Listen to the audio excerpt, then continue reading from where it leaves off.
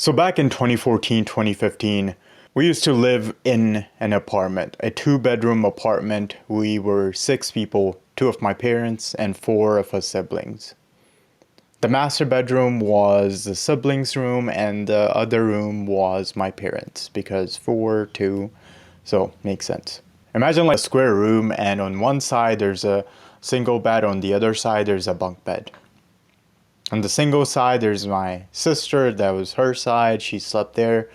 On the bunk side, on the bottom bunk, that was a bit bigger than the top one. So there was my older brother and my twin brother. On the top bunk, there was me. I liked to change my sleeping places. For 3 months, I would be on the bunk bed, and next 3 months, I would be in the couch right in the room. And for next 3 months, I would sleep on the floor, etc. And the circle keeps going.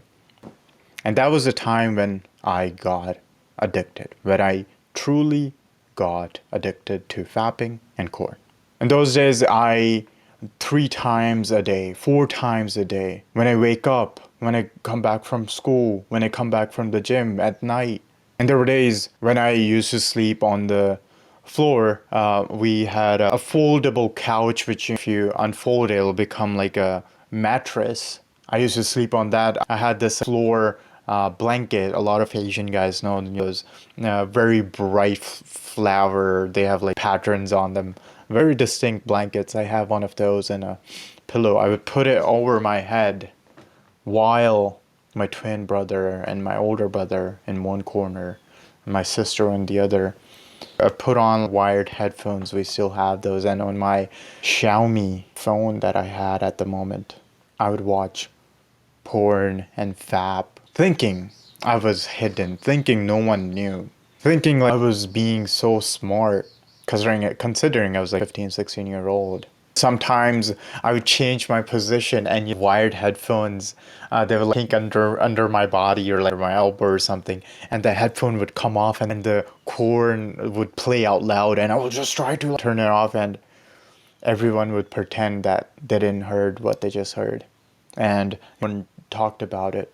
And then there were days when it got really bad. When I was up on my bunk bed, I had my laptop with me and I would place it in such a weird angle that it would only face me a bit to the side, so if anyone walked they wouldn't be able to see, just on the corner of the bed. And I would watch these live streams of, imagine just like porn live streams for hours and hours and hours on the end. And I'm pretty sure my older brother probably saw it someday.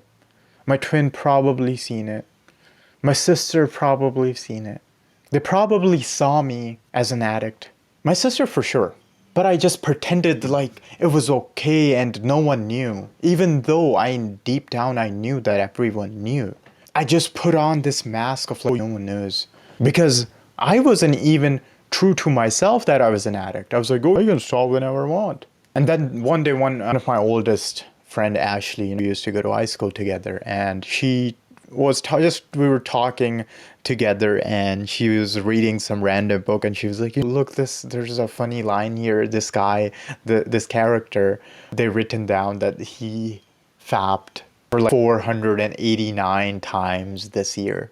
Haha, so funny. And right after that, I started doing math in my head. 3 times a day times 300, that's 900 times. Oh my God. I'm worse than that. And people are laughing at that character. What would happen if anyone found out? That was like such a shameful feeling for me. But guess what? I never stopped. Because deep down I was still like, oh, I'm not an addict, so I can stop whenever I want to. I can stop. I'm not an addict. No one knows. It's just my secret.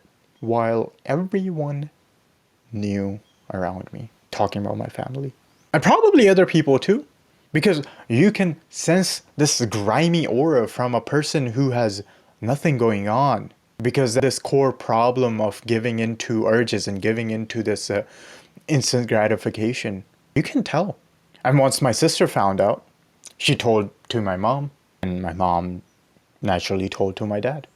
Even though my dad didn't want to embarrass me confronting he would make these comments about, oh, how watching porn is bad, watching this is bad, how this is bad, how masturbating is bad, how fapping is bad, blah, blah. He would make these indirect comments about it being bad.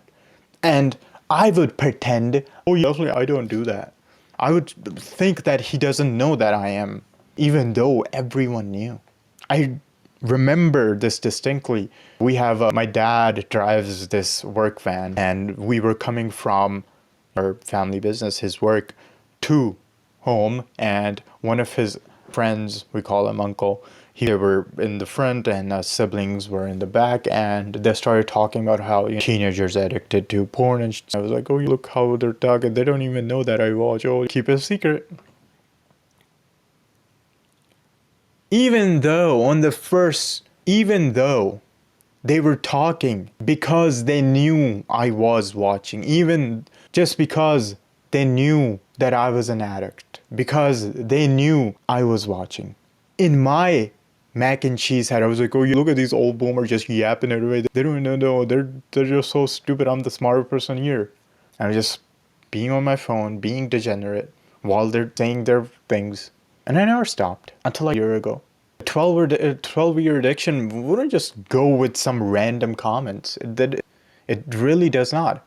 And if you think you have this, I made a course just for you, and the link is in the description. I want to come back to this video. That never stopped me. The shame, the comments, the urges, the giving into instant gratification, that never stopped me. What stopped me was that I rewired my brain into thinking that urges aren't that your brain is telling you and you must submit to your brain. Urges are just like opinions. Imagine some random person says something. That doesn't mean it's true. That doesn't mean you need to act on it. How do you get opinions of others? When you're somewhere specific where the random bad opinions are welcomed. For example, social media. So every time I would do on social media, I would see one thirst trap and suddenly I have urges. Suddenly, I'm in my bathroom, fapping away. So I saw that. I removed the bad social media. I rewired my brain. If I do get a random urge, that doesn't mean that I need to fap. That means I have too much free time on my hand right now. I need to get to work. I rewired my brain that urges equal to working. Imagine that every time you get an urge, you start working on your purpose. You start working on your dreams. That's how I rewired. And I go in statistically detailed in my course, which is down in the description. I'll see you next time. Thank you very much. Please subscribe and